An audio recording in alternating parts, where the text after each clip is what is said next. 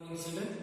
In the previous class, I started the lesson separation of substances. So, yesterday I taught you about the two topics, that is the methods of separation. The first method is hand picking method and the second method is threshing. So, now let us study two more different methods of separation in today's class. The third one is winnowing. So, dear students, here there is an activity here. So, take some mixture in which it is a combination of two components such as sand as well as dry sawdust or saw powder, we can say. Okay, take a mixture of sand and dry sawdust, mix together and form a mixture. Now add it to a sheet of paper or on a plate, right? So now just try to separate those two components with your hand. Is it possible to separate both of them by hand picking method? No. Obviously it is not possible to separate. It is because hand picking method is possible only when we are going to remove the impurities such as stone and husk. But here the two particles which I have added here, so these two are of the same size. Okay, of the same size. That's why it's very highly impossible to separate these two components of the same size, right? So then what should we do to separate those any two components which are mixed in a mixture of having same size? Okay, so in this situation we are not able to follow the hand picking method. So then what we need to do is, so there is a method here. So what we need to do is transfer that mixture of sand and sawdust on a sheet of paper, okay, or on a plate or a sheet of paper. So better to take a plate, transfer that mixture to a plate. Now go to an open ground in a place which is having an open ground. So where there is a lot of wind we can get. So stand on a raised platform. So you have to stand on a raised platform and you have to take that plate along with the mixture on a raised platform. Hold that plate just above the shoulder. Okay. Now in the direction opposite to that you have to stand and you have to slowly tilt the plate and start shaking the plate in the direction opposite to the air. So now what happens, you have to observe. So what is going to happen, tell me? Yes. So when you start shaking the, just you have to slightly bend the plate and start shaking it slowly. So by this method, so you are standing in the raised height place, raised platform opposite to the direction of the air. So because of the air, blowing air, so the lighter particles which are mixed with this, they are going to be separated. So means sawdust is going to be separated and it moves and blows away along with the air and gets separated from the sand. So sand falls down and forms a heap. Okay, so this is how the method of separation is done to separate two components of the mixture, sand and sawdust. So similarly, now just I give an example of an activity. So similarly, this same process is usually commonly followed by the farmers.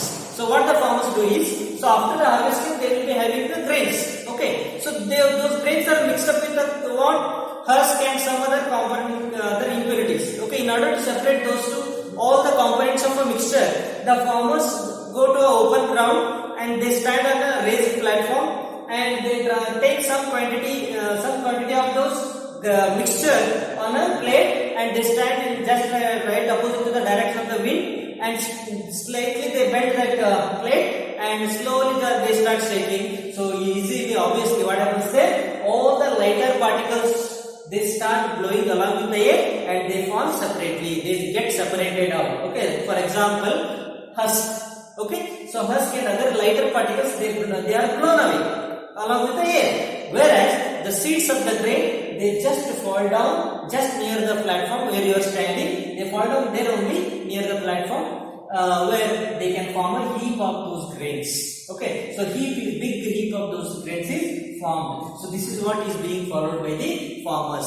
So what exactly the method winnowing? So the method of separation of two components of a mixture is called winnowing. So the winnowing is the process in which we are going to separate the lighter particles from the heavier particles of grains. Okay, so this method is known as winnowing. So what do the farmers do with these husk particles which are blown along with the air? So these husk particles, they are going to collect it and they use it for as a food for the fodder for the cattle.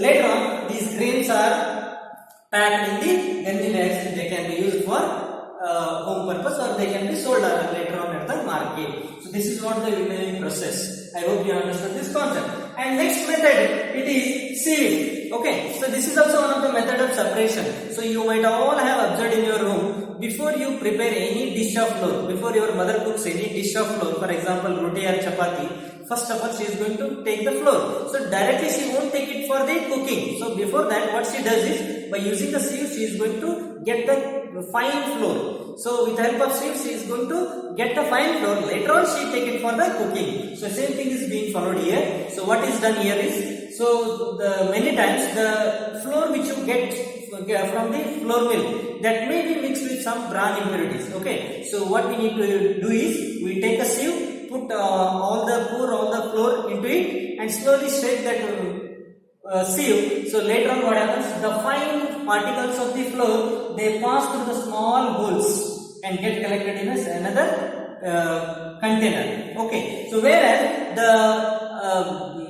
larger impurities like a stone or husk, they remain on the sieve. Okay, they cannot pass through the small holes. Okay, only fine powder, fine flour can pass through this. Remaining all the bigger particles, they remain on the top of the sieve. So that is what the bran and other impurities, they can be separated by the another place, towards another place, and the fine but collected flour can be used for cooking. So usually this method is being followed by our mother. Okay, in before she go for cooking. So now, sometimes what they do in flour mills, they before they grind the wheat, they are going to separate the stones and all, husk and all. Then they take it for grinding. So when we go to get the flour, no, we first separate all the hand picking method we follow. Then we take the grains to the flour mill, where the flour is grains are made into flour. But even after bringing it to home, we are going to sieve it to get the fine flour by the method of sieving. So in large scale, what happens here? So sometimes